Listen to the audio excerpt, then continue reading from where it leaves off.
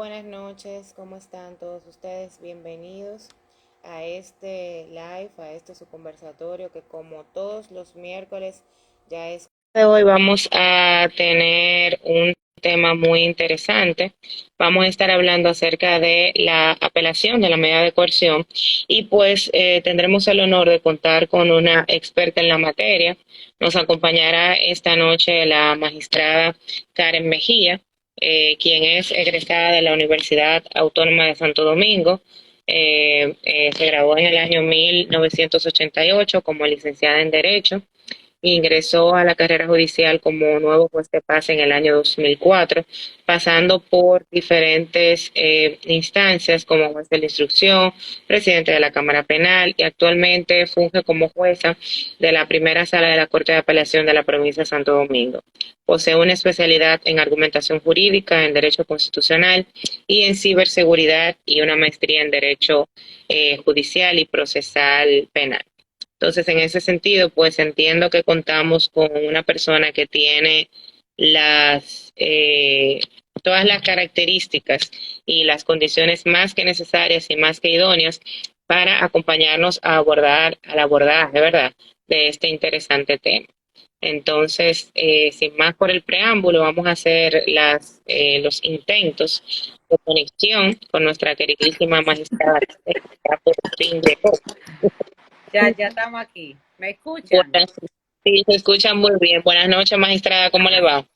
Estamos bien, gracias Dalkiri por la invitación. Bueno, pues a todo este público maravilloso de litigación práctica, que vamos a tener un conversatorio más que una clase docente, pues es un intercambio de ideas para que realmente todos estos profesionales del derecho que nos acompañan en esta noche, bueno, pues puedan adquirir algunos tips que los puedan ayudar en lo que es el recurso contra las medidas de coerción que son de la afectación de su cliente, dependiendo, ¿verdad?, de cuál haya sido pues esta medida.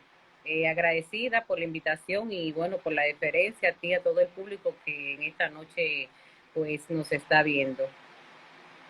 Así es, estoy seguro que será de mucho provecho para todo nuestro público y todas las personas pues que nos siguen normalmente en nuestra plataforma. Entonces, nada, sin más por el momento, pues el escenario es suyo para que usted, ¿verdad?, empiece con algunos puntos conceptuales y luego entonces abrimos la sección de preguntas y respuestas como siempre.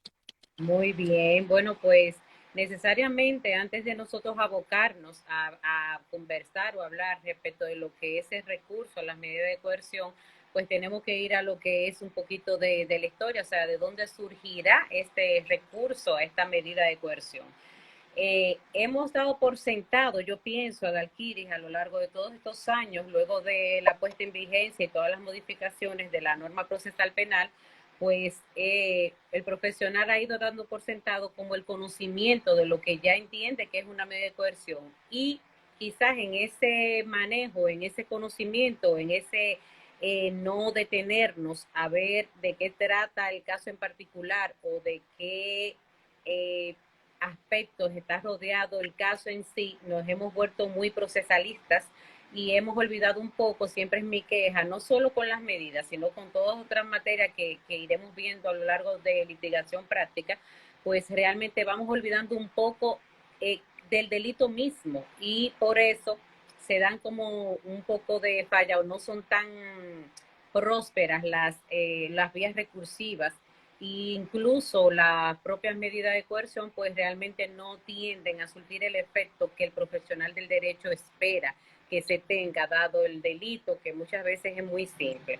Y es necesario saber y recordar un poco de que las medidas de coerción en sí mismas, según el legislador, no tienen ningún fin, que son súper excepcionales y lo único que busca la medida es asegurar el conocimiento del proceso y de que esta persona cuyos hechos se le están imputando pues esté presente a lo largo de este procedimiento que va desde la posibilidad de la medida, bueno, pues todos sabemos que ya está la sentencia definitiva que transcurren varios años y varios meses.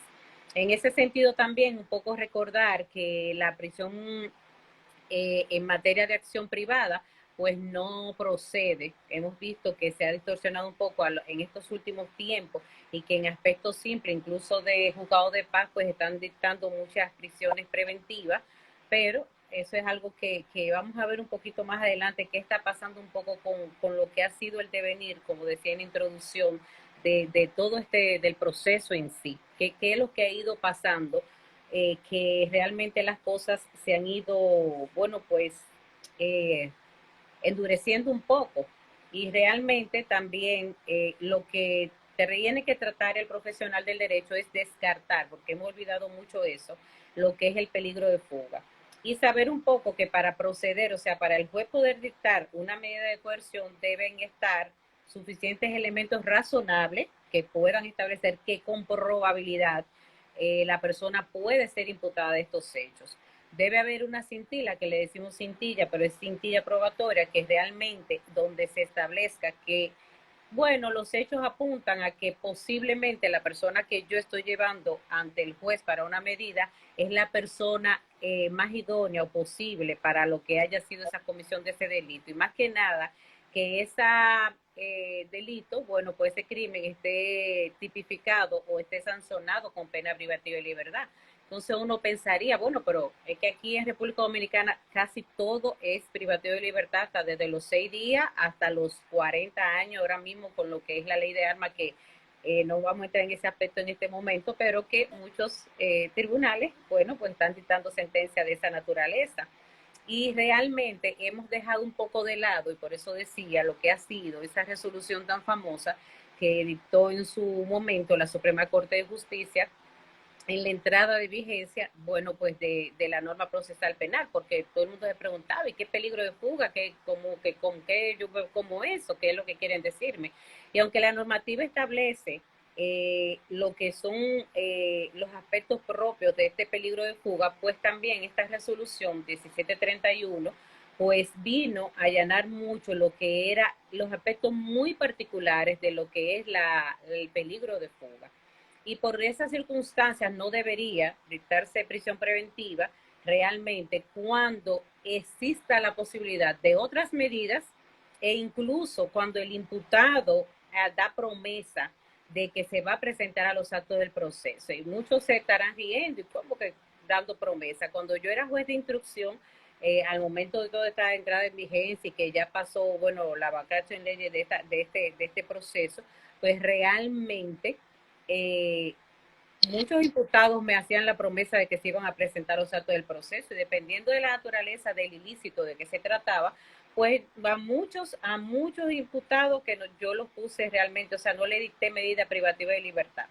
Pero al pasar de los años, vuelvo y reitero, no sé qué nos ha ido pasando, nos hemos ido desgastando un poco con la prisión preventiva, y hemos entendido, incluso ha habido una decisión de la Suprema Corte de Justicia muy reciente, en la cual llama mucho la atención, como que hace un llamado a que la prisión preventiva no puede ser una pena anticipada. Y realmente, en mi pensar muy mío, muy particular, yo como Karen Mejía, pues pienso mucho que en estas distorsiones de tanta prisión preventiva, que todo lo hemos penalizado, eh, yo pienso que eso incluso ha incidido mucho más en todos los actos de violencia que vemos a diario, en todas las acciones de represión que se están dando entre unos y otros, y todos los días vemos muchos actos de violencia, y esos son los que se publican, porque a nivel judicial, pues nosotros vemos muchos más casos que lo que la población ve a nivel de sensación de prensa. Pero necesariamente debemos volver a estos inicios, a enamorarnos un poco del proceso del cual yo estoy apoderado como abogado litigante, porque esto estamos en curso de litigación práctica, y lo importante aquí es cómo voy a litigar, es decir, bueno, pues ya yo sé que el lineamiento actual de la mayoría de los jugadores es la prisión preventiva. Bueno, pues entonces atacar mucho lo que es este peligro de fuga, que no existe como tal, atacar mucho que no se trata de establecer presupuestos, porque también ahí hicimos como un poco de distorsión de la norma, ¿Por qué? Porque la norma le dice al juzgador, si no existen presupuestos nuevos, pero estos presupuestos están ligados evidentemente a esa cintilla, o sea, todo lo que dio lugar a la imposición de la medida. O sea, me trajeron un certificado químico forense, me trajeron el acta de allanamiento, etcétera. Todo eso, ¿cómo yo lo combato? ¿Cómo yo puedo establecer que esta persona que está frente al juez, frente a ese hecho, si bien es reprochable, no es el más detestable, como establecemos nosotros muchas veces en la corte, y que pudiese, dada la naturaleza misma, pues presentarse, porque no representa un peligro para los terceros, porque realmente es una persona. Aquí se inventan muchos documentos y los abogados piensan que uno no sabe, que todos se lo van inventando y dirán, bueno, pero a fin de cuentas no siempre define la apelación toda la cantidad de documentos. Va a depender del caso, reitero, pero va a depender mucho también porque quién es República Dominicana, y es lo que quiero llevar en esta noche. O sea, República Dominicana, la mayoría de las personas no tienen un trabajo estable, fijo. O sea, si vamos a partir de eso, todos los que están en el live, la mayoría que son abogados, ninguno tiene un trabajo, o sea, de fijo, de yo tengo que levantarme y llegar al trabajo a las 8 y salir a las 5, a las 6 de la tarde. O sea, la mayoría de las personas no tienen eso. Entonces, todo el que no tenga eso no va a tener la posibilidad de tener una medida distinta a la prisión preventiva. Nos hemos dejado de reinventar mucho también los abogados, porque a pesar de que sean personas, entonces cuando saltan con una palabrita que a veces yo digo, bueno, esa tampoco es la más idónea, que él es chiripero, maestra. No es chiripero, diga, él se dedica a un oficio determinado. Él vende, mire, lechuga, todos los días se levanta, va al mercado, él vende aguacate, él es delivery del colmado tal, o sea, y usted ir poder allanar todos esos vacíos que hay en contra de la persona misma, que más que un principio de inocencia parecería que son casi de culpabilidad, pero es por la propia idiosincrasia. No es tanto por un asunto del juzgador. Vuelvo y reitero, cuando todo esto inició, éramos, inclusive se entendía que se era muy alegre con lo que eran las medidas, eran mucho menos las medidas privativas de libertad, y en esa atención había menos vías recursivas. Pues hoy por hoy, también con las modificaciones y todo lo demás, pues resulta que somos un país un poco, ¿verdad?, de litigio. A nosotros nos gusta litigar mucho los latinos, y yo creo que en República Dominicana les encanta, no hay forma de tú conciliar a las personas, todo el mundo entiende que algo le quieren quitar, que algo le quieren coger, que hay un marco entre macutos, o sea, es una cosa que se está haciendo un poco insostenible, porque entonces ahora yo, que soy juez de corte, pues estamos llenos en la corte de tantos recursos, de aspectos que son tan simples como los cuatreros, que si bien es muy importante para todo aquel que robó una vaca, que mató una vaca, pero usted no va a comparar ese hecho, que sí es muy difícil para una persona de una comunidad de Monteplata, de Peralvillo, de Loma no sé cuál, pero eso usted no lo va a comparar con un hecho mucho más gravoso, de un asesinato, de algo muy planificado, y aún a cualquiera que haya cometido un asesinato, si cumple con ciertas prerrogativas, es posible que conozca su proceso en un estado distinto al de la prisión preventiva. Hemos olvidado un poco también los abogados litigantes hacer mucho uso, y solamente, bueno, por lo menos en la provincia pasa mucho, y lo veo mucho en todos los lugares, a excepción del distrito, que es donde más se aplica, y tiene que ver mucho con lo que es pues el arresto domiciliario y el uso de los grilletes. Evidentemente que los grilletes tienen una particularidad que no es el tema de esta noche, pero sí déjalo en el ánimo, porque a veces lo dejan como lo que usted quiera, juez, lo que usted quiera no, porque usted sabe la posibilidad de su cliente, de incluso qué garantías puede, qué aspectos socioeconómicos puede brindar ese cliente para que haya una modificación, ya sea por la vía de la revisión, que yo digo que es una mini apelación, o ya sea por el recurso mismo. Pero ¿qué pasa con el recurso, que es donde a todos nos interesa, y ya yo le he adelantado la mitad? Todos sabemos que las decisiones judiciales pueden ser atacadas cuando son perjudiciales por aquel a quien le haya sido perjudicial. Y es por eso que digo que tenemos una lluvia de recursos actualmente, porque si dictan una medida que no es privativa, recurre la víctima. si se dicta una medida, si no es la víctima que recurre a esa medida, la recurre el Ministerio Público. Entonces, todas las que son de prisión, que son la mayoría, todas son recurridas por los abogados. Entonces, cuando tú vienes a ver cuántas medidas de coerción está dictando la provincia, que dicta cientos, para 2 salas, que son las que estamos aquí para estos 7 juzgados de instrucción, pues todas esas cientos de medidas, todas están siendo apeladas. Créanme que todas. Ya llega que es recurso del querellante, que es recurso del Ministerio Público. Entonces ahí es que usted entiende que estamos perdiendo de vista cuál es la visión de una medida de coerción.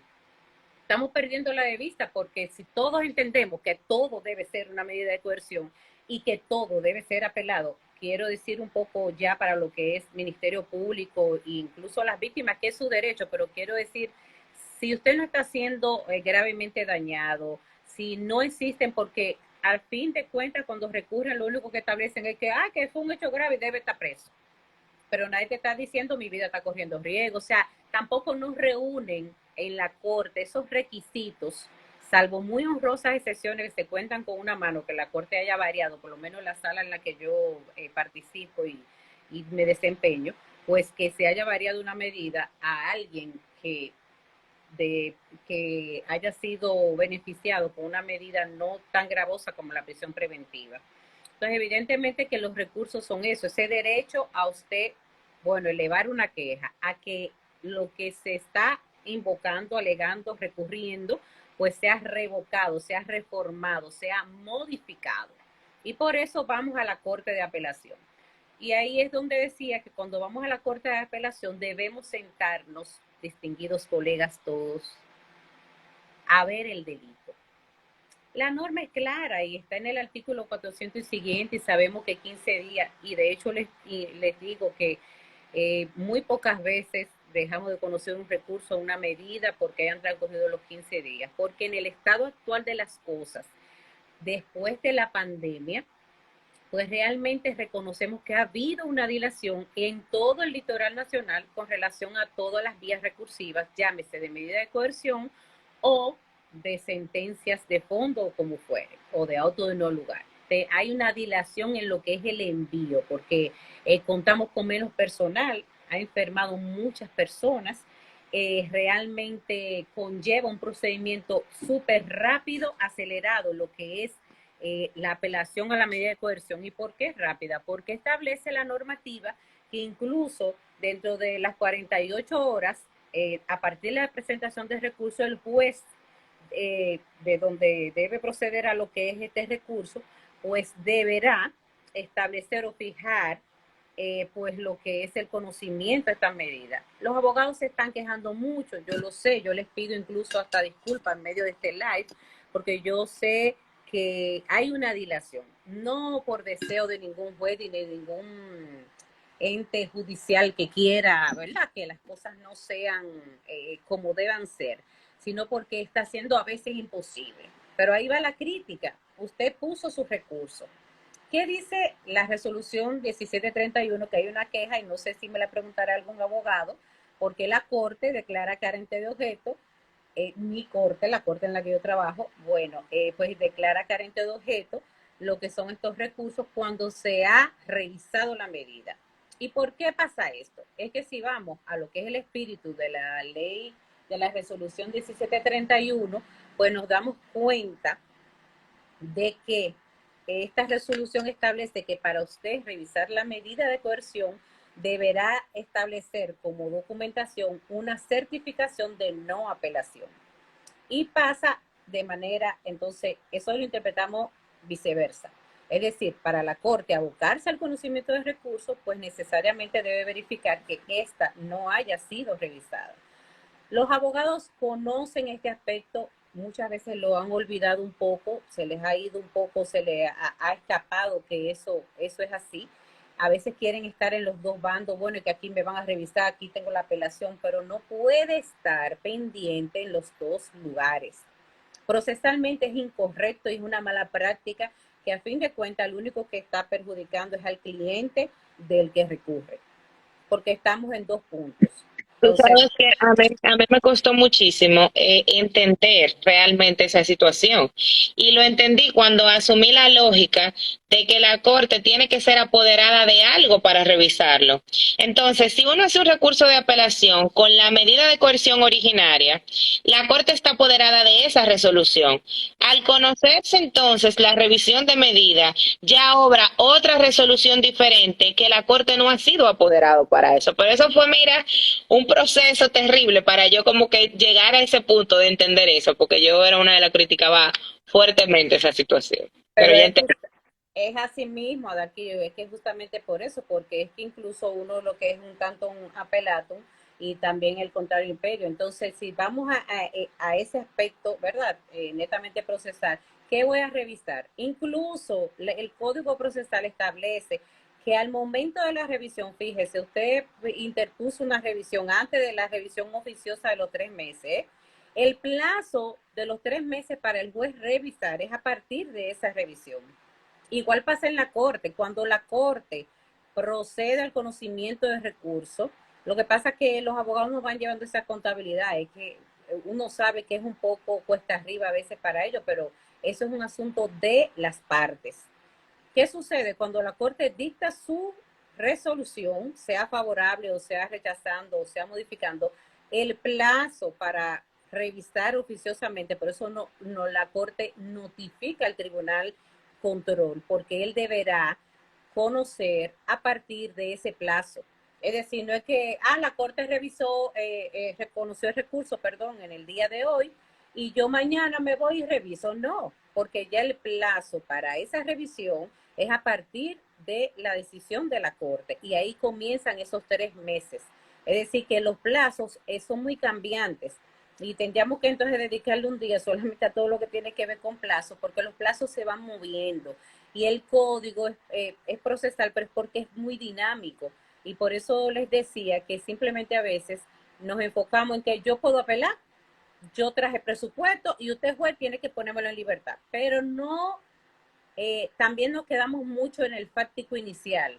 El imputado está siendo señalado por la resolución 2550 de tal fecha, en la cual dijeron que él lo atraparon, pero magistrado, eso es mentira, él no lo agarraron esa droga, porque imagínense, ¿cómo le van a agarrar esa droga a ese hombre? O sea, no se trata de admitir o de negar un hecho, se trata más bien que ese ilícito, usted trate como de desmenuzarlo, que usted tome ese ilícito y lo compagine, lo compare con esa supuesta peligrosidad, que reitero, si fuera así todo va a ser prisión preventiva, porque aquí todo es privativo de libertad y el código no te dice que sea de 10 días ni a 100 años, sino que te dice privativa de libertad. Y todo aquí es privativo de libertad, salvo los aspectos muy administrativos que no son de la naturaleza del tema del día de hoy.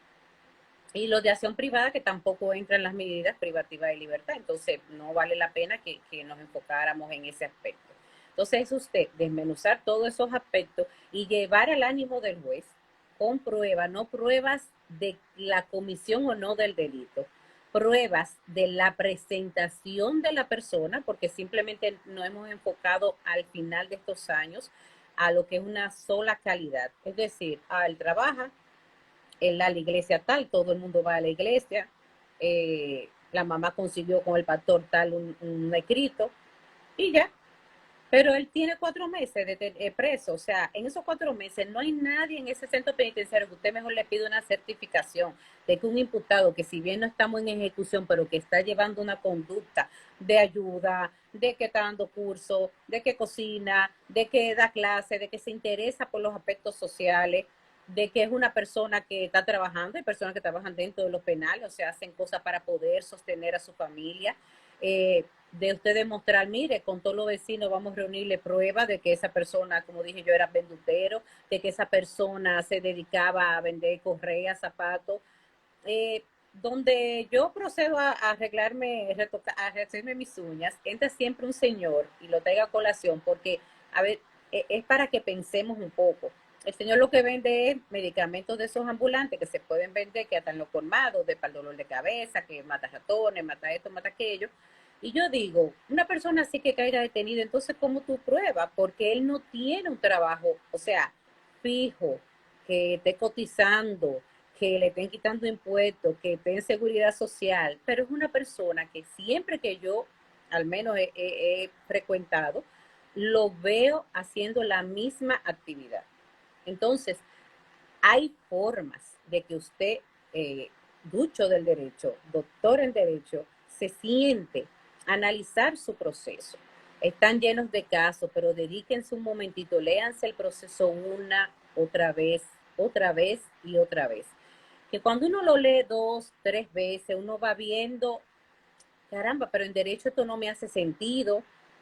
Ya usted se preocupa un poco también, no por ver solamente el aspecto procesal donde nos vamos y no hemos quedado y por eso salen a veces un poco mal y me perdonan los recursos, porque Adalkiri sabe que siempre que comentamos cosas así educativas, le digo que todo el mundo no va a ser enfocado en el proceso. Todo el mundo me ha dejado de lado lo que es la norma y si te van a hablar de la norma, una sentencia que estoy terminando para mañana, que ya saldrá, no puedo adelantar, pero tú te quedas, o sea, no somos tan específicos en el aspecto penal, que fallan tanto realmente en lo que es esa imputación, y de verdad se dio un asesinato, y de verdad hay un acto de tortura, y de verdad esto se dio, o sea, pero lo queremos eso como numerar como algo como, ¡shh! Ah, no, magistrada, no fue un homicidio, no, es que el hecho en sí que se está imputando de manera previa conlleva esto y esto. Y esta persona va a vencer eso con tales situaciones. Y él da su promesa y no pone al imputado a hablar porque cuando tú no eres sincero, es una persona que sale de adentro. Mire, Maita, que yo me dedico a este trabajo y yo necesito mantener a mi familia y yo doy mi palabra, yo doy mi promesa de que yo me voy a presentar a todos los actos del proceso, de que no es un hecho tan gravoso. Todas estas personas de microtráfico, yo no, entiendo que la mayoría, pero se supone que la medida es para que estén presentes, pero los imputados después se nos fugan, se van, se pierden, lo mandan a correr, entonces cuando ya tú vas acumulando todo un historial, eso perjudica mucho el proceso, perjudica mucho las decisiones de las cortes, que realmente no están ni para ser graciosas, ni libres ni no libres, sino para hacer y ejecutar el derecho. Y en ese hacer, bueno, pues uno tiene que garantizar lo que debe garantizar, y es que estén presentes las personas en los actos del proceso. Todos sabemos que las medidas de coerción están contenidas desde el 226 en adelante del Código Procesal Penal. Les reitero que volvamos a releer la resolución 1731-2005 porque da muchos tips. Incluso en un momento hubo una queja, una discusión por un poco de intromisión o lo que fuere, de cuando era el peligro de fuga. Recuerden que esto sale cuando ya hay como muchas personas libres y no se está usando mucho la prisión preventiva, pero en estos días, reitero, lo ha dicho la Procuradora General de la República, lo ha tenido que decir la Suprema Corte de Justicia, pues la prisión preventiva, mis distinguidos, no es una pena anticipada. Nosotros debemos tratar de incluso ayudar a los actores del proceso, o sea, a los actores judiciales, perdón, a la misma justicia, que en este caso yo cuando digo justicia me refiero mucho a poder judicial, a los jueces que tienen el mejor ánimo de, ¿verdad? Pues de impartir el derecho de la mejor manera, pero también debemos nosotros allanar ese camino y dar la certeza de que las cosas van a ser así, de que sabemos muy bien que por política criminal en estos momentos también siendo muy afectados las personas de violencia, pues realmente, y va a ser otro live que vamos a tener próximamente porque yo pertenezco a la Comisión de Género y aún perteneciendo a la Comisión de Género no soy feminista ni mucho menos, no. Yo defiendo lo que hay que defender y aplaudo lo que hay que aplaudir y reprocho lo que hay que reprochar. Pero debemos también saber que frente a ciertos ilícitos, distinguidos colegas, pues también no podemos ir creando falsas expectativas. Yo sé que para los que viven del derecho, bueno, pues usted tiene que generar una esperanza, porque el que no genera esperanza, pues nadie le va a buscar, ni va a querer, pero que esa esperanza no sea basada en corrupción, que esa esperanza no sea basada en que yo puedo manejar el proceso, que esa esperanza esté basada también en un esfuerzo de toda la familia de estos imputados, en un esfuerzo de buscar no papelitos solamente llenos, sino que hable de la calidad de la persona, si usted tenga que hacer. E incluso los defensores han dejado esa práctica que era buena, de los social, ayúdame a Daquiri ahí, que se me va la idea de los trabajadores sociales. Era muy bueno porque el trabajador social hablaba con los vecinos y mal que bien son unos peritos que tenían que tener y están, o sea, están amparados en su ley y pertenecen también de cierta forma al sistema de justicia y pues uno tenía también que darle su cierta credibilidad. Volver un poco a los inicios, vamos a reinventarnos de nuevo, es posible. Gracias a Richard, exacto, el trabajo social. Vamos a reinventarnos un poco, no es llenar 10, 15 papeles, porque a veces eso no nos deja dicho nada.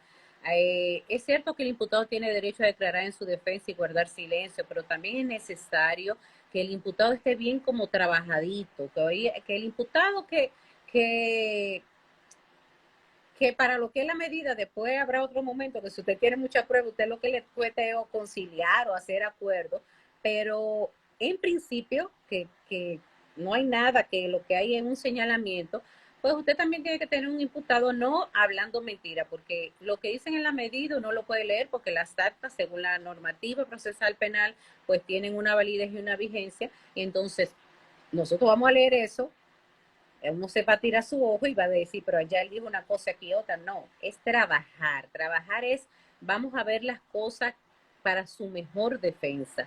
A veces es bueno el silencio, a veces no es tan bueno el silencio, depende del ilícito. Tuve muchos casos de violencia, vuelvo a la violencia intrafamiliar y de género, que todo el mundo, vamos a conocerlo sin el imputado, bien, vamos a conocer al imputado, pero como yo le creo un papel si no le estoy viendo ni la cara al imputado, ni sé si me muestra un rasgo de agresividad o lo que fuere, porque los jueces, algunos dirán, usted no puede saberlo, sí podemos saberlo, porque es que nos han formado demasiado en violencia de género, nos van formando mucho, son muchos cursos, muchos intercambios, mucha preparación, muchas especialidades, y de eso cuando le digo mucho, es mucho con mucho. Entonces, cuando es mucho, es suficiente, pues realmente para usted vencer todo ese conocimiento y toda esa pericia que se le va diciendo al juez, pues usted tiene también que ir un pasito adelante, ir viendo cómo usted allana todo eso que se va enseñando y se va poniendo en la cultura, el síndrome de la mujer maltratada, cómo usted dice que no es que tiene un síndrome de mujer maltratada en una apelación,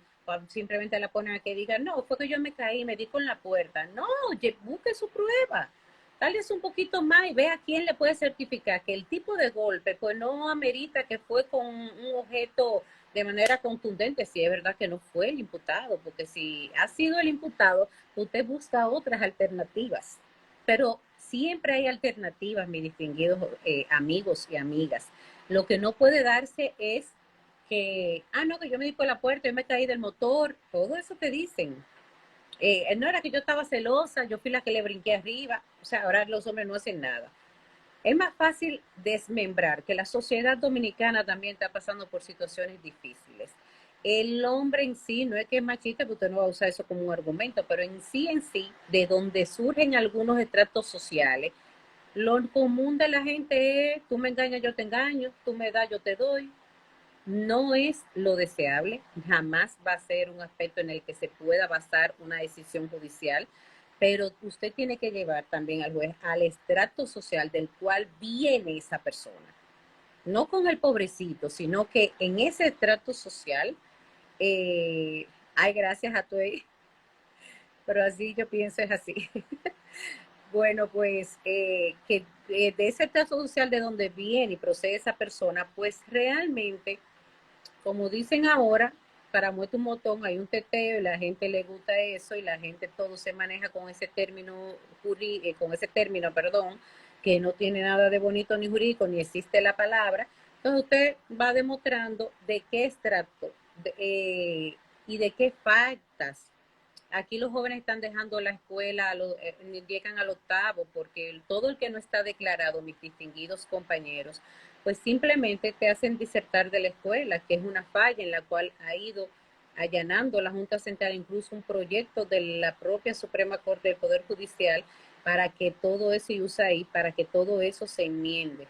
Pero si hemos dejado por años y años, muchos de ustedes tienen que conocer personas que no, yo no puedo hacer el octavo porque yo no tenía acta de nacimiento. Entonces, desde ahí, mis distinguidos, vamos partiendo para tener formas de cómo establecer las pocas posibilidades, pero también todo el que tenga pocas posibilidades no debe ser el más desgraciado y el que siempre esté en prisión. También tiene que haber un voto de confianza para ese que ha sido, o sea, desdichado y que es el que tiene menos poder adquisitivo, porque todo el que tiene poder adquisitivo es fácil de una variación de medida, porque pueden usar grillete, eh, tienen muchas posibilidades, pero hace falta que el abogado por eso se detenga un momento. No es solamente tráigame hoja, analice su fáctico, analice su ilícito penal y vaya a la corte de manera precisa, de manera diáfana. Yo les voy a decir algo que decimos mucho a los aspirantes de la escuela que van a ser jueces. Y me gusta mucho porque el magistrado Darío Gómez Herrera fue quien una vez dijo esa frase y yo me la he emulado porque esa me retumba mucho. Y es que realmente nosotros debemos ser presumidos. Y cuando digo presumido no es jactancioso ni es ser soberbio. Cuando digo presumido es que si yo voy a establecer un recurso de apelación, yo lo voy a hacer tan excelentemente bien como si fuera para mí misma, que eso no va a tener ningún desperdicio, pero no es el hablar mucho, no es el hacer mucho, es ser puntual, porque las medidas son cortas y lo que se establece en un fáctico de medidas, señores, a veces es un parrafito, todo un párrafo no lo va a atacar, con que la convención, con que, eso es importante, eso tú lo sabemos todos los jueces, créanme lo que sí, aunque no lo apliquen mucho, pero todo, de todos es conocido, ay, me matan mis amigos, pero de todos es conocido, pero realmente lo que usted tiene que atacar es, ¿va a estar presente o no va a estar presente? ¿Hay probabilidad o no hay probabilidad? Yo pongo esta casa y yo tuve un caso que yo incluso le grabé una casa a un imputado de un caso para que realmente, y se grabó la casa y realmente todo eso ha ido surtiendo su fruto, pero también debemos, vuelvo y digo, darle esa seguridad también al jugador porque bueno, pues estamos en unos tiempos un poco difíciles en los que hay una contienda y a veces no sabe nadie para dónde es que va a coger, pero el juez es el juez. Yo creo, apuesto a los jueces, creo en eso y realmente creo que todos ustedes pueden hacer una labor que nos ayude realmente a cada día ser mejores. Entonces quedo a su disposición para que cualquier pregunta, porque estamos en litigación práctica. Excelente, magistrada, su intervención en el día de hoy. Y realmente corroboro en muchos de los aspectos los planteamientos que usted hace, porque muchas veces uno como abogado litigante se enmarca en un patrón de conducta y no sale de ahí. O sea, como que siempre vamos a llevar la carta de junta de vecinos, la carta de la iglesia, la carta de no sé cosa. Y sabemos que la persona va a la iglesia, sabemos que la persona vive en algún sitio porque sí, pero es un poco como que ligar esos puesto con la realidad fáctica que se está presentando en un momento y situaciones fácticas para que el juzgador pueda tomar en cuenta. Por aquí vamos a abrir entonces la sección de preguntas y respuestas y tenemos a una persona que nos está preguntando, Juan, que si el juzgado no tiene cédula, ¿qué presupuestos puede depositar? Ahí vamos.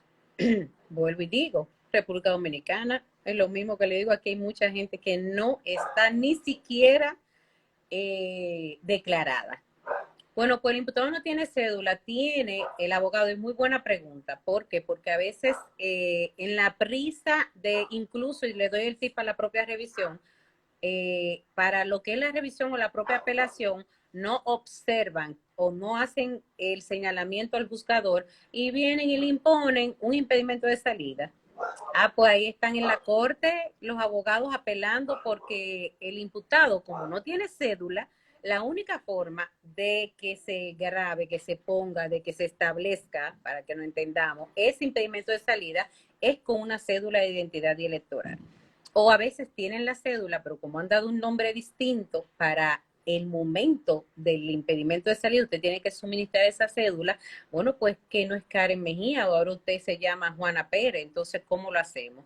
Si no tengo cédula, pues yo entonces por eso tengo que dar constancia de que esa persona reside en ese lugar, de que tiene X cantidad de años, y por eso eran buenos los trabajos sociales en ese aspecto, de que realmente no tiene forma de estar en otro lugar que no sea ese, cerca o de donde haya sido detenido. O sea, no existe un poder económico como para que yo ahora me voy a trasladar a tal lugar y a ejercer un trabajo digno para sostenerme o mantener a mi familia en lo que el proceso culmina, o para conseguir un trabajo. Entonces también voy dando garantía de esos aspectos, porque la cédula, todos deberíamos estar cedulados, pero pasa lo mismo que con lo que es la declaración de nacimiento.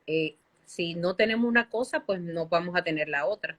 Y realmente tomamos el proceso, el ilícito penal, tomamos el riesgo posible, y entonces establecemos un medio fehaciente de que otra medida puede garantizar igualmente que el imputado esté presente en el proceso. Así es, por ahí vi hace un ratito que nuestro colega Junior Pérez hacía una pregunta sobre su opinión con relación a que si se cumple con la objetividad que deben de cumplir los ministerios públicos en nuestro país. Bueno, ¿quién preguntó eso? Junior Pérez, bueno, mi ex colega defensor, ¿verdad? Colega abogado.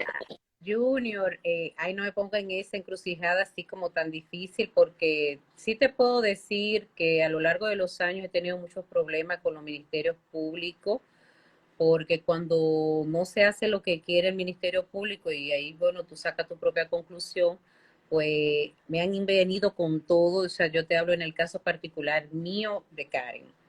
Eh, y esa forma, a veces, de litigación, porque es una forma de litigar del Ministerio Público, no quizás consentida o no aplaudida. O sea, no es que le manda, mira, sé que usted tiene que ser, no.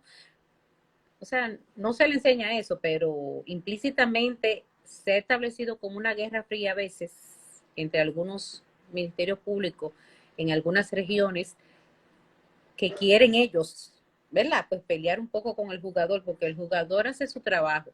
Ahora, el Ministerio Público no está a veces en la total capacidad de aceptar que la medida no es la prisión preventiva, de que pidió 20 años y nosotros entendemos que con 10 es suficiente, como nos pasa en la corte, de que 30 y no, es que eso no tiene nada que ver con eso, es 5 años. Entonces, en ese panorama usted sacará sus propias conclusiones, pero es un riesgo. El que no quiera asumir esos riesgos, pues no pudiese ser juez, porque lo digo desde el punto de vista del juez. Para el fiscal es mucho más fácil decir cuanto quiera y el papel todo lo que aguante, que patrocinador, que esto, que es aquello. Se venden las historias fabulosas a nivel incluso de prensa. Hay una popularidad, y por eso yo insisto en que tenemos que ir bajando un poco ese aspecto, porque estamos haciendo mucho daño a la propia sociedad, que entiende que todo es como que hay que salir a matar, y daño al propio sistema de justicia, porque cualquiera, mis queridos, se puede ver envuelto en una situación no deseada.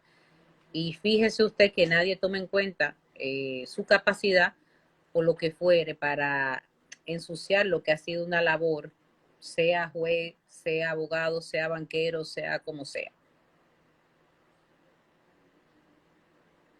Eso es realmente correcto, una muy buena respuesta, ¿verdad? Muy política, que no se metió en lío ella con nadie, aunque salió nuestro querido Sí, colega, él es fiscal, que él es muy lo respetuoso. estoy leyendo. Yo sé que usted es respetuoso, colega, pero no es ese respeto. Todos respetan mucho, pero hay muchos que persiguen.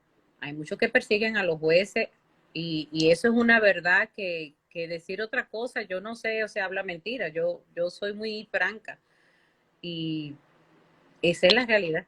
A mí me ha tocado y me ha pasado, y nada, y estoy aquí y seguiré decidiendo como tenga que decidir, porque si no hago lo que tengo que hacer, es más el fuego que me quema por no hacer lo que deba de hacer, que el que si hiciera lo que otro quisiera. Eso es correcto. Por aquí nos preguntan una persona que si un informe psicológico es prueba suficiente para que se pueda dictar apertura a juicio. Ya estamos en apertura. Fíjense, distinguido, hay que ver qué informe psicológico y de quién.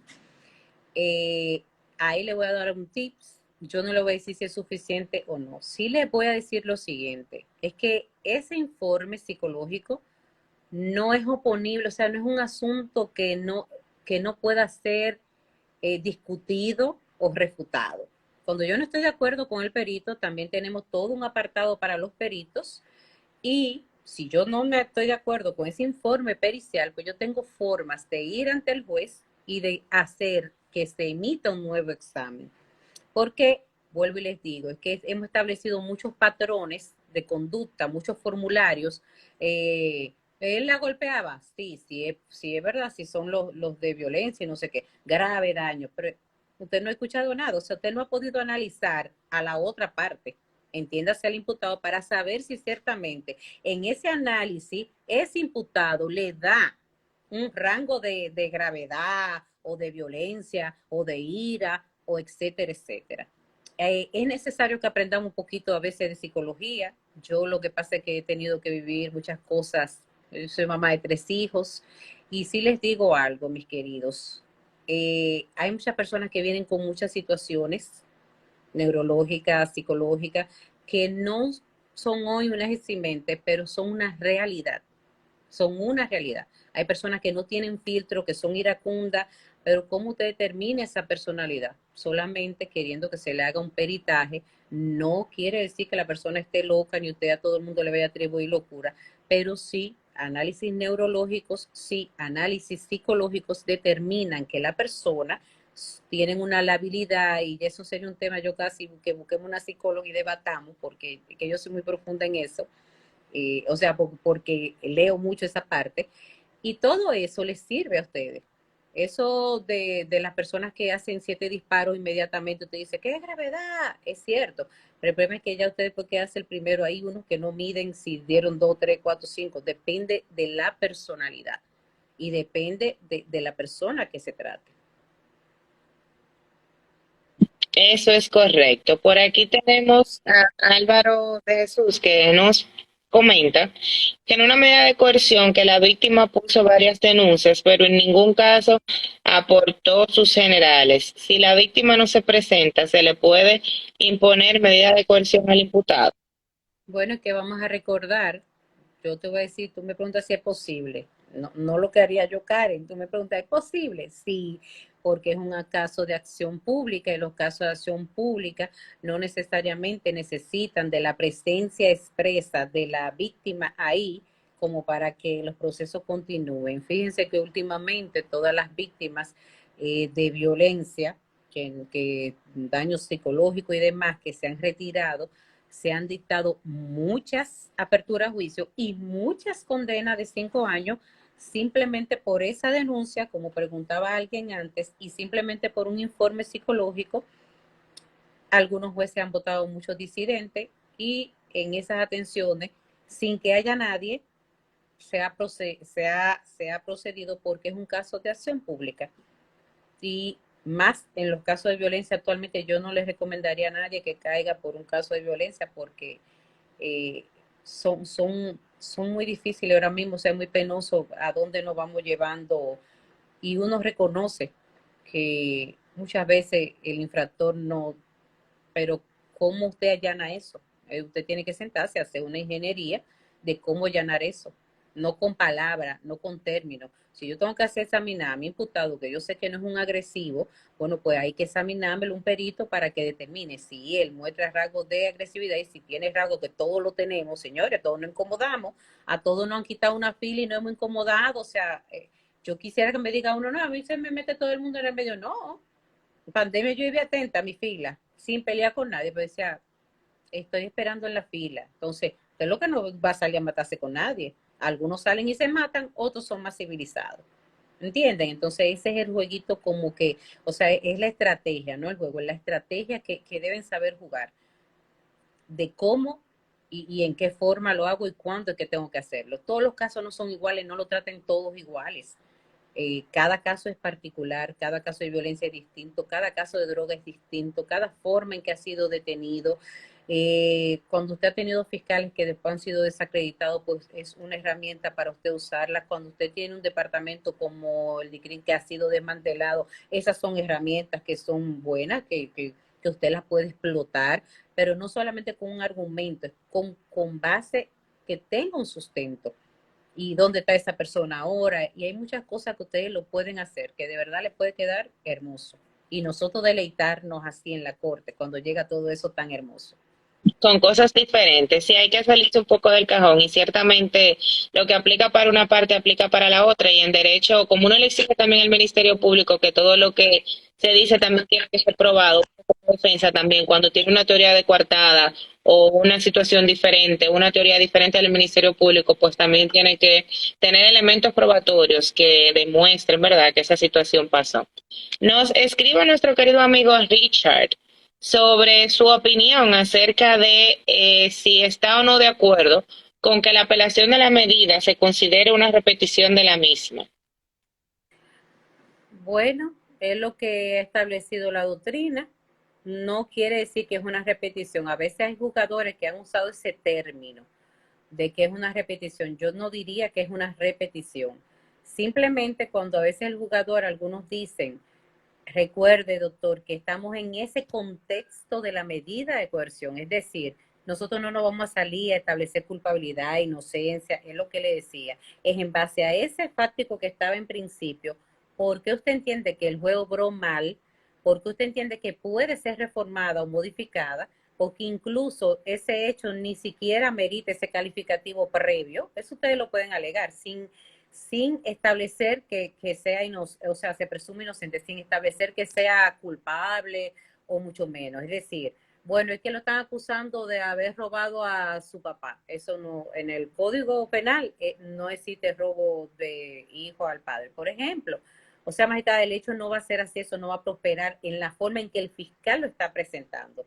Bueno, magistrada, que es marihuana, la marihuana no es tan lesiva, bueno, maita, la marihuana es tal cosa, no es lo mismo que usted decir que sea, no sé, heroína para el caso de una medida, por decirle algo así como rapidito, porque a todo usted le puede buscar una vuelta, así sea heroína mañana, usted tiene que buscar la forma de cómo reinventarse, de cómo hacer para que realmente la medida sea una distinta a la prisión preventiva, porque es lo que ha querido el legislador. Es bueno irse incluso a Alquiri al momento en que lo que motivó la legislación procesal penal y esa parte de las medidas, usted se va buscando lo que motivó, ¿verdad? En la parte considerativa, eso es muy bueno ir como esa historia, porque eso nos ayudaba mucho a poder interponer los recursos y demás. No es que lo que hacen mal los abogados es querer establecer culpabilidades o no.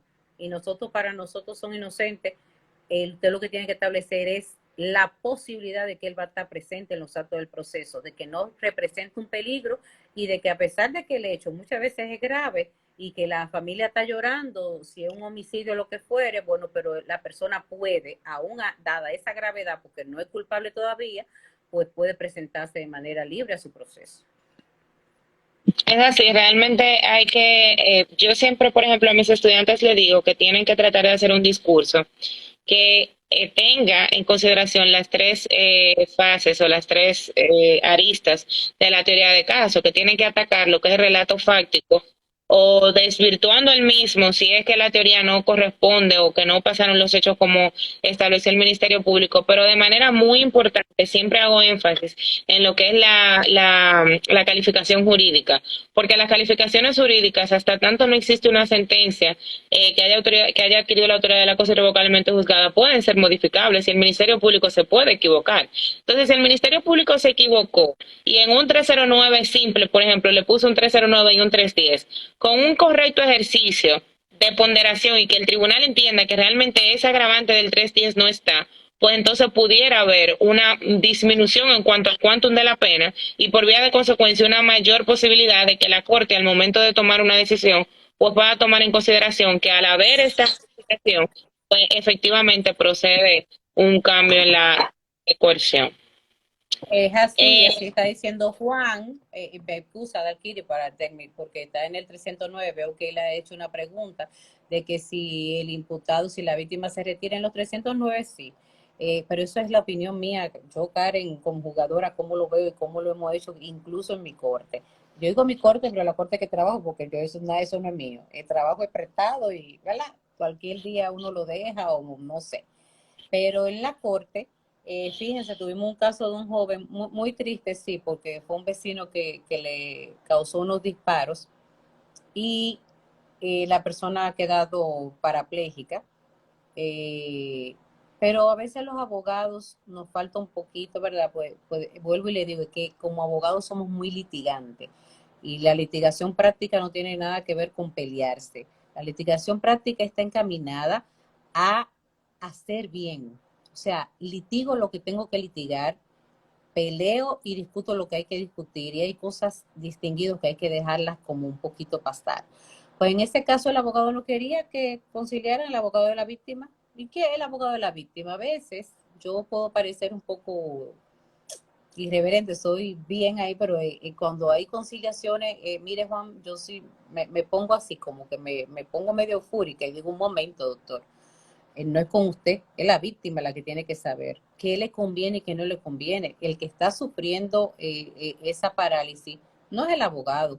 Y a veces esos intereses económicos que ustedes lo pueden pelear, pero no puede jamás, eh, ¿cómo se llama? Su honorario, Ajá, no puede, interponerse a la claro. conciliación, interponerse al bienestar de una víctima que usted va a querer que dure 5 años litigando un proceso y que ya el imputado esté roto y no tenga ni con qué pagarle, porque todo lo ha gastado estando preso, estar preso cuesta, hasta para donde usted dormir, si ustedes no lo sabían es así, y los que son fiscales lo saben, entonces, por favor, yo le dije un momento, doctor, y llamé a la madre de la víctima, a la propia víctima, porque la madre era, ¿verdad? También víctima, porque ella había puesto la denuncia. Le dije, mire señora, si usted va a conciliar, porque eso sí, concilia en los mejores términos. Nadie mejor que usted sabe lo que usted necesita, de lo que usted depende, lo que usted amerita y también, como usted eran vecinos, usted sabe hasta dónde y en qué proporción la otra parte puede hacer efectivo ese reclamo. No es lo que quieran los abogados. Yo le dije, escuche, vea y esté presente en su conciliación. Porque por eso también hay mucho mal hablar de la justicia, porque a veces se hacen muchos acuerdos tras bastidores, abogados que a veces no son tan leales, toman ellos más la proporción económica y después creen que fue que se lo dieron al juez, al fiscal, yo no sé a quién, pero no se lo han dado a nadie, es que la víctima ni se enteró. Le dijeron que ese por ahí, porque hay muchos iletrados aquí, hay muchas personas con mucha falta de conocimientos realmente, ¿verdad? Y esas son realidades, señores, sociales. Aquí hay muchas personas que tal vez 100 pesos es mucho y para otra eso no es nada. Entonces, todo eso tiene que manejarlo el abogado, pero seamos leales, porque al final mi interés mío de abogado, si soy abogado de una víctima, no puede estar por encima del interés de mi víctima, que valga la redundancia, no tiene interés más que sea económico. Eso es cierto. Tenemos una pregunta de Rosy y a ella le gustaría saber cómo poder demostrar que en el momento del arresto hubo violación a derechos fundamentales. Muy interesante esa pregunta. Adalkiri nos ayudará ahí. Antes se usaba mucho video. Fíjense algo. Hay algunos tribunales, y yo todavía viendo algo de la misma resolución, por cierto, y de lo propio norma, establece algo la norma. Los presupuestos para una apelación o incluso la revisión no tienen que, no, o sea, no están descritos en la norma.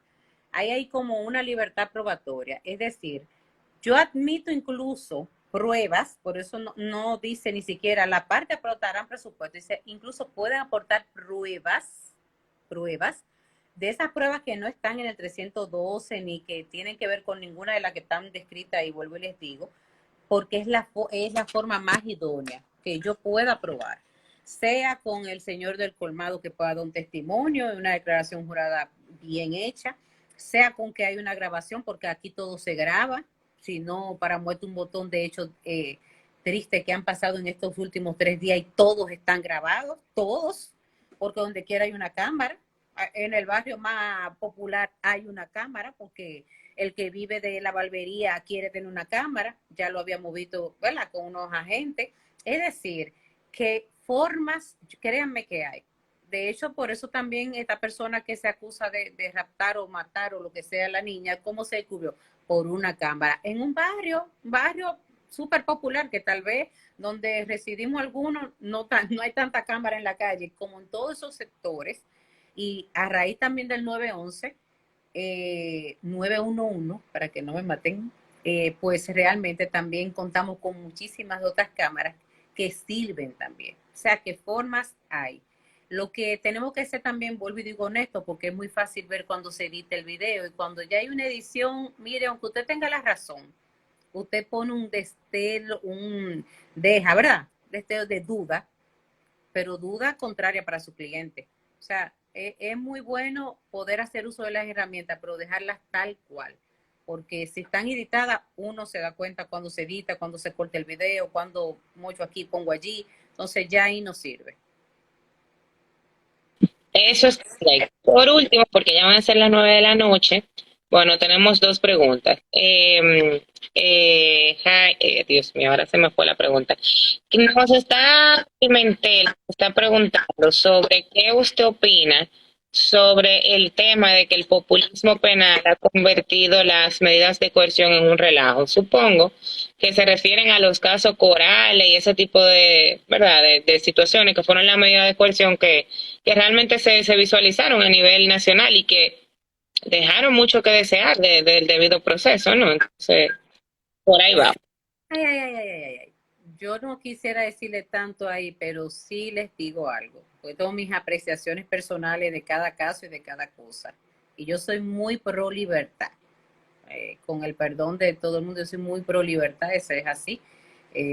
Las compañeras me relajan que yo todo lo veo, no es así, es que yo entiendo, como yo fui juez al momento de la entrada en vigencia de la norma, y incluso mi tribunal fue uno de los que se puso a conocer medidas de coerción, entonces yo tengo mucho de eso muy arraigado, o sea, eso está muy en mí, yo duré mucho siendo juez en medida de coerción y juez de instrucción, y realmente por eso conozco mucho y trato de ser sí de niña muy garantista y de hacer lo que dice la norma, es excepcional la prisión preventiva. El populismo nos está arropando y por eso vuelvo y les digo que aquí creemos que la única medida es la prisión, porque es una pena anticipada y lamentablemente si seguimos así y no hacemos nada, ni los jueces, ni los propios fiscales, porque hay un momento que no van a poder, o sea, sostener el volumen de casos porque a todo quieren darle una medida privativa de libertad, así sea de 15 días, señores. Y también ustedes como actores, ustedes son parte importante del proceso. No es deseable, estamos mandando un mal mensaje a la sociedad y por eso es, vuelvo y reitero, lo he dicho más de una vez, que el juez queda una medida distinta cuando en apelación cambiamos, entonces ya queremos traer a colación que si ha habido actos de prevaricación, de que si ha habido esto, que si no hay justicia. Hay justicia, pues son 7 medidas.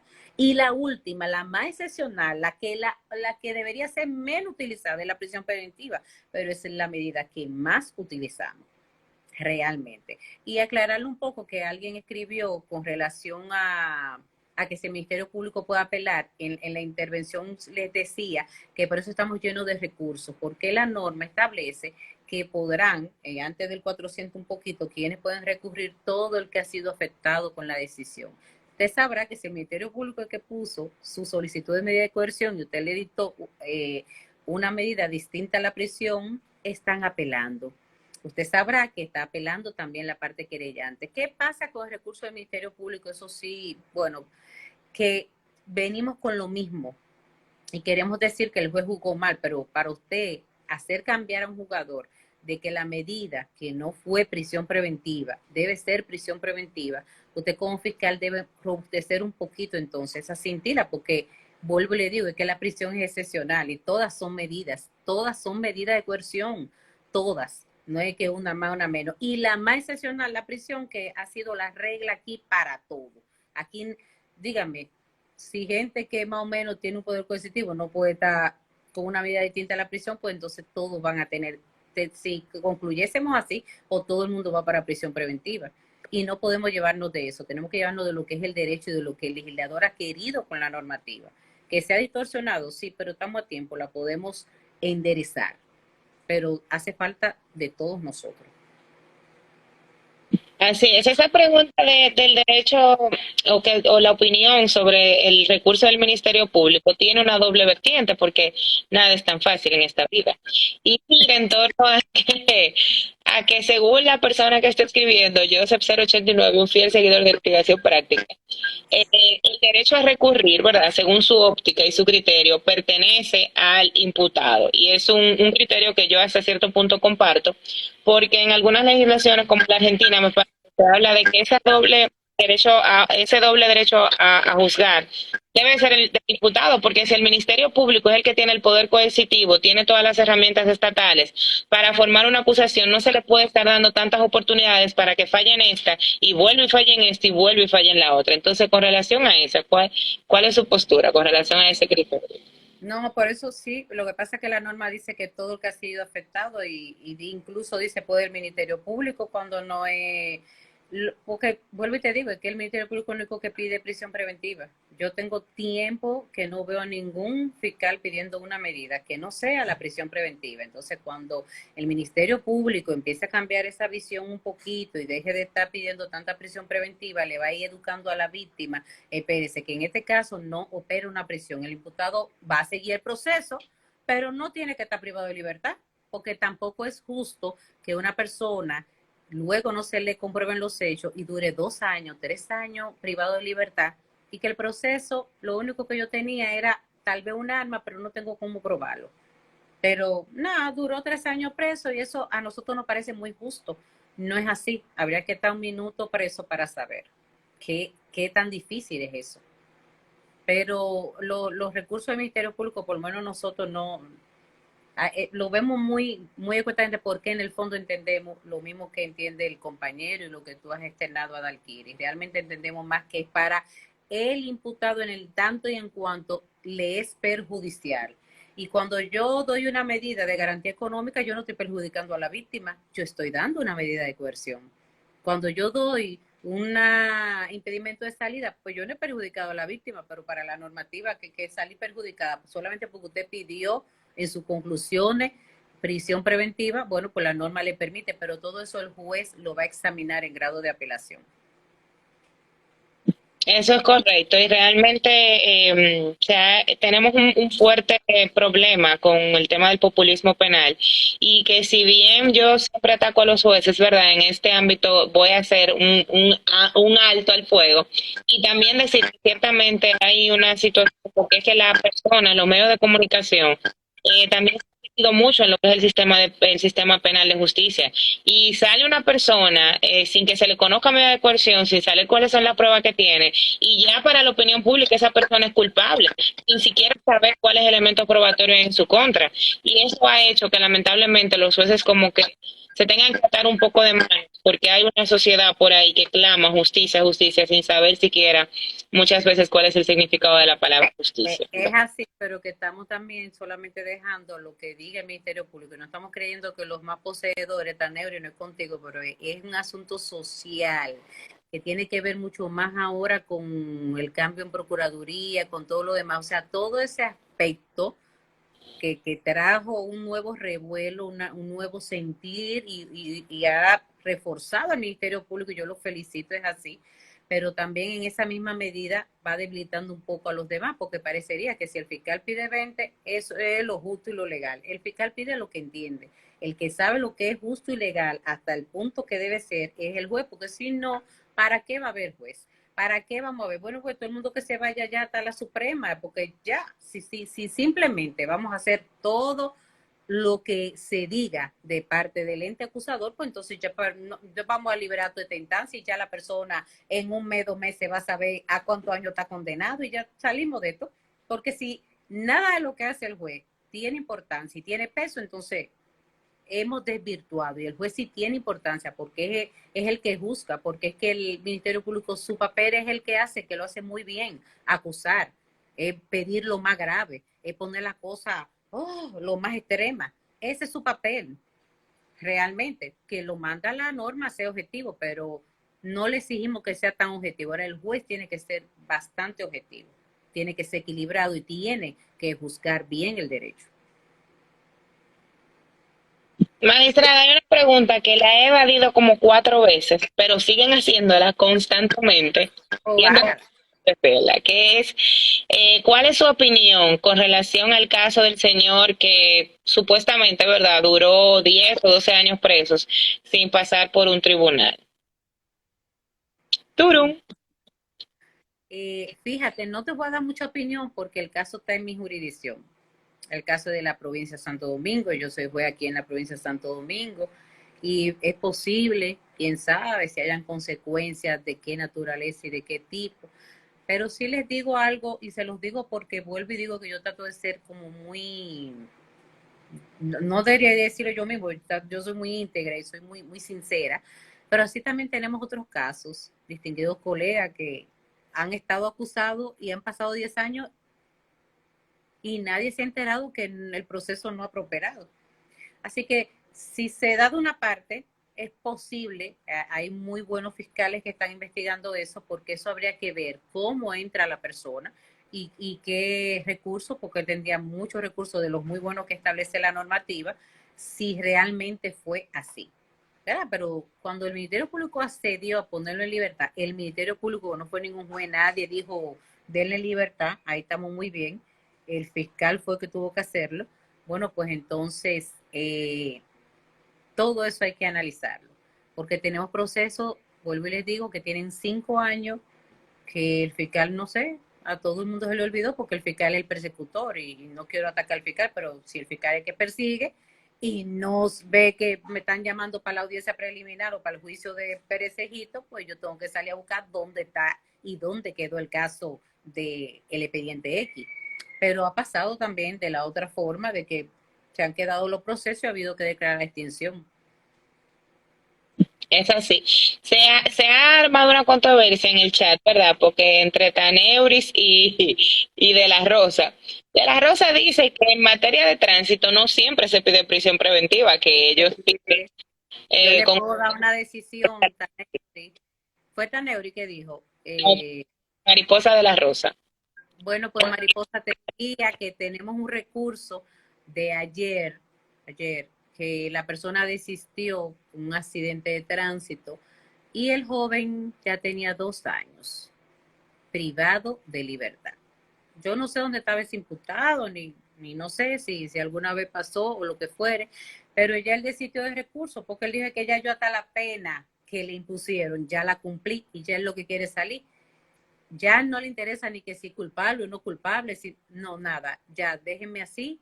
Sin embargo, la parte querellante que entiende que está sancionado de manera indemnizatoria un poco leve, presentó un recurso y persistió en su recurso y el imputado desistió del suyo. Se ha dado porque todo, pero justamente por el populismo, porque esa no era la razón de ser de la norma, pero todos estos casos de accidentes de tránsito, de gente más o menos que salen en la prensa, un caso muy famoso de un joven que se estrelló, yo me acuerdo como con una casa y ahí se murieron como 3 personas, prisión preventiva, o sea, depende de y de cuándo es, o sea, por el mismo populismo y la sensacionalismo que vamos dejando en todas las personas de que solo puede ser la prisión preventiva.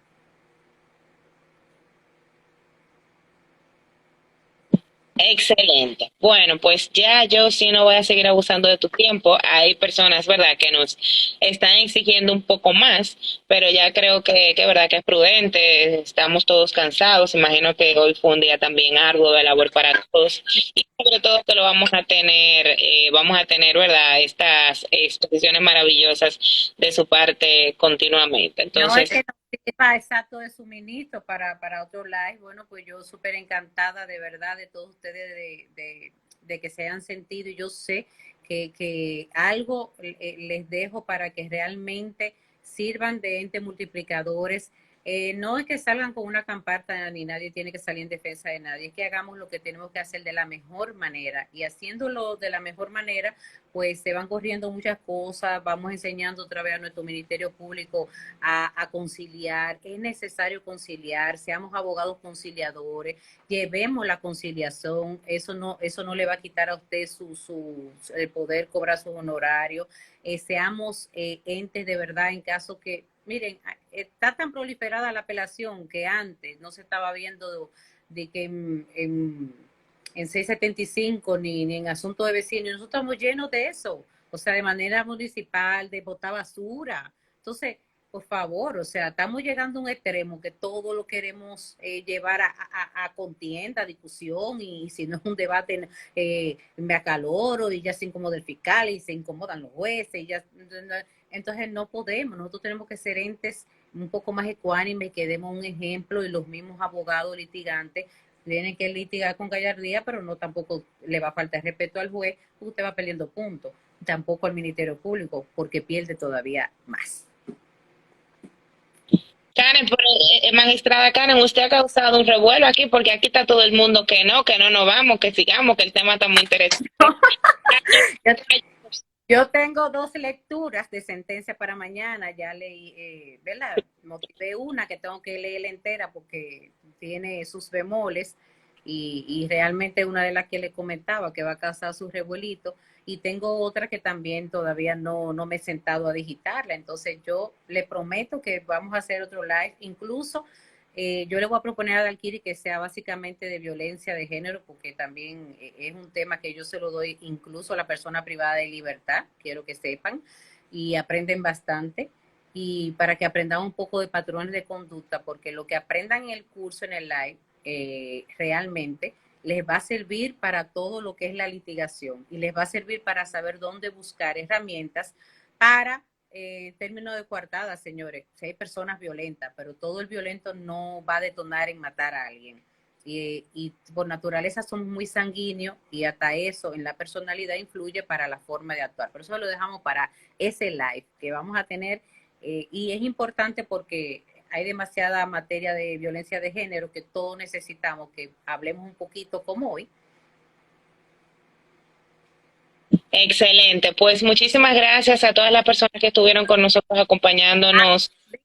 No vamos a poder acabar. Mira, Joana, porque sube mucho a la corte, le voy a decir, los recursos no lo estamos fijando después que se conoce la revisión. Ustedes, si no quedó claro, cuando tengan una apelación, usted va y le dice a ese juez que va a revisar, no revises hasta que la corte no conozca el recurso. ¿De acuerdo? Pero eso está de usted. Si usted como abogado no va y notifica que usted tiene un recurso, le van a revisar y cuando le revisen, el problema no es de la corte, el problema es que usted no hizo la debida diligencia en hacer ver a ese juez que simplemente si dejó citado para el día 8 de agosto, pues el 8 él se sienta y conoce con el que esté. ¿Por qué? Porque la normativa dice con el que esté presente, porque ya ha quedado notificada la parte. Pero eso es revisión, esa no es apelación. Pero si yo apelé, ¿qué yo hago? Bueno, yo notifico al juzgado control, porque normalmente ustedes apelan hasta el otro día, a la semana, o quizás al mes, pero en un mes no se revisa la medida de coerción. Entonces, ¿qué yo hago? Bueno, pues yo mando, y ahora más que estamos por el ticket tal, le hago, notifico a todas las partes que yo tengo un recurso y el juez no debe. Incluso se lo pongo hasta una instancia de 3 líneas. Magistrado, no proceda a la revisión en fecha tal porque nosotros hemos recurrido la decisión, porque es lo mismo. Es que no podría el juez revisar si hay un recurso, porque incluso la norma manda a que si ha habido un recurso y usted pide una revisión, usted tiene que anexar la respuesta de la Corte. No para que se le imponga, pero es un asunto de claridad, porque se trata también de que no haya tanta contradicción de decisiones, pero si no somos diáfanos en lo que hacemos, bueno, y si seguimos, entonces vamos a seguir con más temas y vamos a continuar entonces ahora lo que es la revisión, pero ya le di un tip que ustedes lo pueden utilizar. Le he dado muchos tips que yo sé que ustedes se van a sentar, lo van a reflexionar y lo van a analizar y lo van a utilizar y van a salir mucho más exitosos de lo que son. Cuando digo también de ser presumido, mire, vístase bien, las abogadas, por favor, la corbata donde van, que uno se vea bien, porque todo eso da una inspiración, o sea, inspira a que yo estoy centrado en lo que tengo que hacer. El abogado, el profesional del derecho es como casi un mercadólogo y usted tiene que coger su cursito de mercadología porque es una marca. O sea, al adquirir con la investigación práctica, pues está sembrando y está haciendo un sello, una marca. Y usted así, cada abogado tiene que establecer un sello, una marca, algo que lo distinga, que usted dice, pero mira, por ejemplo, tenemos un abogado que siempre va muy bien vestido, ahí se me va el nombre de pelea, pero él siempre va correctamente, habla muy bien, y tiene muy buenos casos también. Entonces, así mismo, todo eso impide incluso el que está, mira, pero el abogado, esos señores le vende. Entonces, usted es una marca profesional del derecho, pero eso ya tendríamos que hablar de ética en otro momento. Pero ya le he dado muchas cositas. Usted debe como tres live en Sí, este, pero lo vamos a hacer, ¿eh? importante que lo vamos a hacer. Señores, de verdad, un millón de gracias. Para el próximo miércoles tendremos al licenciado Cristian Cabrera o a Mauricio y a Daniel. Todavía no lo decidimos. O vamos a hablar del nuevo Código Procesal Penal, de la modificación, o vamos a hablar de una sentencia de la Suprema Corte que está muy importante y creo que es la que vamos a hacer porque trata justamente de las indemnizaciones en los casos cuando hay errores judiciales y ese tipo de cosas. Magistrada Karen, un millón de gracias por y por compartir su sapiencia, su humildad y sobre todo su sinceridad, ¿verdad? En este espacio. Es un placer recibirla y pues la esperamos nuevamente. Gracias y bendiciones a todos y profesionales. Yo sé que ustedes van a ser cada día mejores, ¿eh? La Corte lo necesitamos para hacer un mucho mejor derecho. Pasen buenas noches. Muchísimas gracias. Feliz resto de la noche a todos. Bye bye.